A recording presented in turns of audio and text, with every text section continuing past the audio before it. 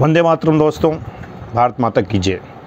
मातृभूमि सेवा संस्थान आप सभी का हार्दिक स्वागत और अभिनंदन करता है। हमारा उद्देश्य कि हम ऐसे देशभक्तों के जीवन चरित्र से आपको जोड़ें जिन्होंने माँ भारती की सेवा के लिए अपने आप को समर्पित कर दिया।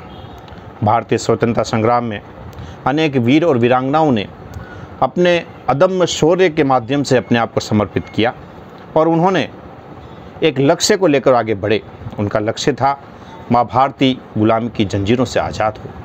इसके लिए उन्होंने विभिन्न यातनाएं सही, जेल गए, अपने परिवार को छोड़ा और अपने आप को माँ भारती के लिए समर्पित कर दिया।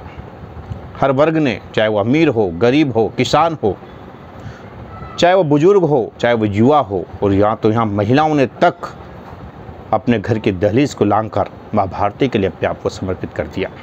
ऐसे कई वीर वीरांगनाएं हैं जिनके जीवन चरित्र से हम आपको जोड़ने का प्रयास कर रहे हैं और हमारा उद्देश्य कि हम हमारी आज की इस युवा पीढ़ी को उनके जीवन चरित्र से जोड़ें, उनके सभ्यता, संस्कृति और संस्कार से जोड़ने का प्रयास करें, ताकि जो हमारी युवा पीढ़ी दिशा भ्रमित हो रही है वो युवा पीढ़ी सद्मार्ग पर आए, माँ भारती की सेवा के लिए समर्पित हो और देश सेवा के जज्बे के साथ आगे बढ़े और देशभक्तों के सपनों को साकार करें।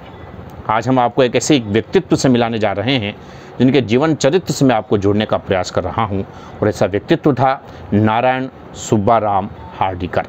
जी हाँ, मैं नारायण सुब्बाराम हार्डिकर जी के बारे में आपको बता रहा हूं, जिनका जन्म 7 मई 1889 को कर्नाटक के धारवाड़ जिले में हुआ। शुरू से आप मेधावी थे। आपके पिता का नाम सुब्बाराम था, माता का नाम यमुनाबाई था।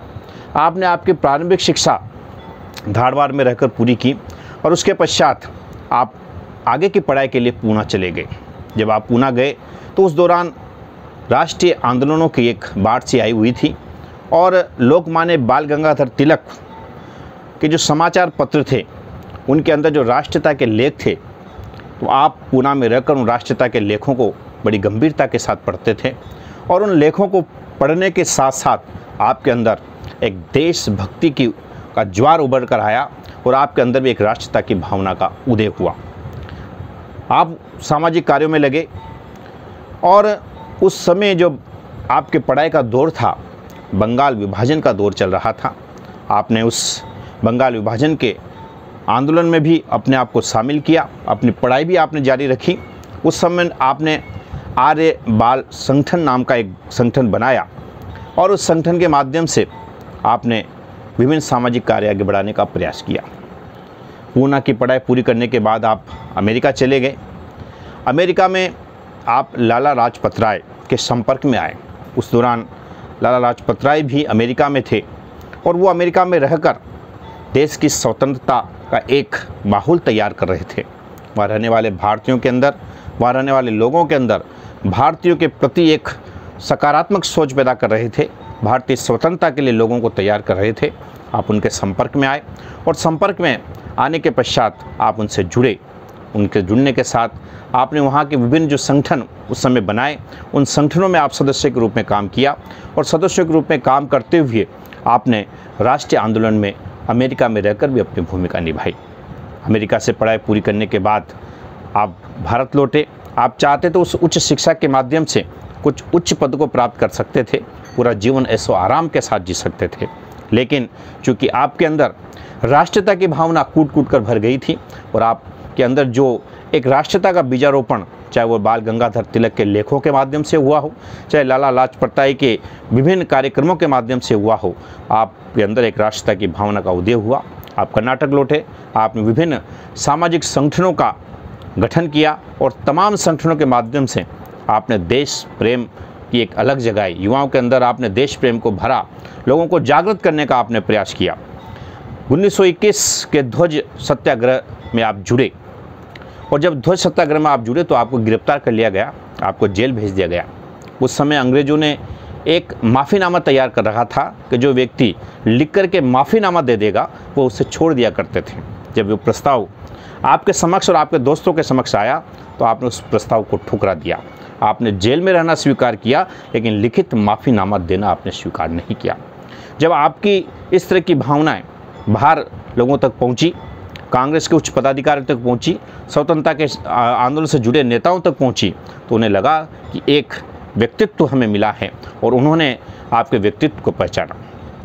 नागपुर के सेंट्रल जेल में रहते हुए आपने अपने दोस्तों के साथ मिलकर एक विचार रखा कि हम एक ऐसे संगठन का निर्माण करें जिस संगठन का उद्देश्य लोगों को जागृत करना हो, जिस संगठन का उद्देश्य राष्ट्रीयता की भावना से ओतप्रोत हो, जिस संगठन का उद्देश्य लोगों के अंदर सेवा की भावना का प्रचार प्रसार करना हो। और उसी बात को लेकर के आपने आगे बढ़ने का प्रयास किया और आपने उस अपने प्रस्ताव को आगे लाते हुए एक संगठन का निर्माण करने का प्रयास किया, जिस संगठन का नाम आपने रखा हिंदुस्तानी सेवा दल, हिंदुस्तान सेवा दल। 1923 के राष्ट्रीय कांग्रेस के अधिवेशन में, जो अधिवेशन कर्नाटक में हुआ, आपके उस प्रस्ताव को सरोजिनी नायडू के द्वारा रखा गया और सरोजिनी नायडू के उस प्रस्ताव को जब सदन में रखा गया तो कई लोगों ने उसका विरोध किया, लेकिन चूंकि संगठन की वैचारिक भावनाओं को, संगठन के कार्यक्षेत्र को देखते हुए उस समय के कई लोगों ने इसका समर्थन किया और एक हिंदुस्तान सेवा दल के नाम से एक संगठन आपके माध्यम से खड़ा हुआ। संगठन का उद्देश्य साफ था कि जो राष्ट्रीय आंदोलन स्वतंत्रता को लेकर चल रहा है, उस राष्ट्रीय आंदोलन में भागीदारी निभाना था, समाज सेवा करना था, स्वतंत्रता सेनानियों की सेवा करना था और विभिन्न प्रकार के प्रकल्प आपने उसके माध्यम से चलाए। उस समय के कई नेताओं ने, जिनमें महात्मा गांधी भी शामिल थे, उन्होंने आपके उस संगठन की उस समय तारीफ की। उन्होंने कहा कि हार्डिकर ने जो बेहतरीन काम किए हैं, निश्चित रूप से वो काबिल तारीफ है और वो संगठन उस समय हिंदुस्तान सेवा दल के नाम से संचालित था। वह संगठन आज भी संचालित है, लेकिन आज उस संगठन का नाम है कांग्रेस सेवा दल। नारायण सुब्बाराम हार्डिकर कोई महत्वाकांक्षी व्यक्ति नहीं थे, सीधे साधे व्यक्ति थे, लेकिन सिद्धांतों पर चलने वाले व्यक्ति थे और उनका सिद्धांत सादा जीवन उच्च विचार था। बड़े विचारों के साथ वो आगे बढ़ते थे और लोगों को प्रेरित करते थे।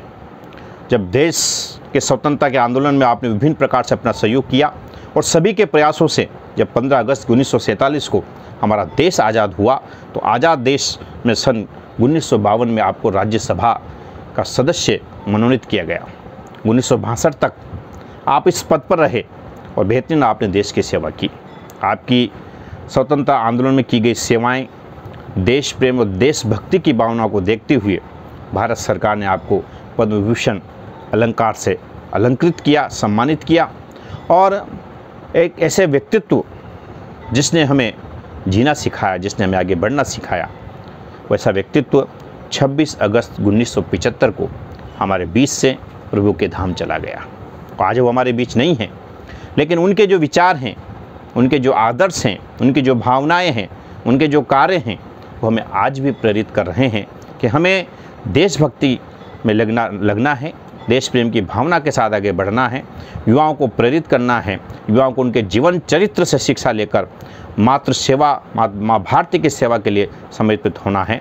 हम जिस देश की कल्पना हमारे स्वतंत्रता सेनानियों ने की, हमें आज आवश्यकता है हम पुनः उसी कल्पना पर खड़े हों और कदम से कदम मिलाकर आगे बढ़ें। किसी ने बहुत खूब कहा है कि श्रम बिना उद्यान में कोई सुमन खिलता नहीं और तप बिना इंसान को वरदान भी मिलता नहीं, और साधना करते रहो, जीवन इसी का नाम है, साधना बिन जिंदगी का कुछ पता मिलता नहीं।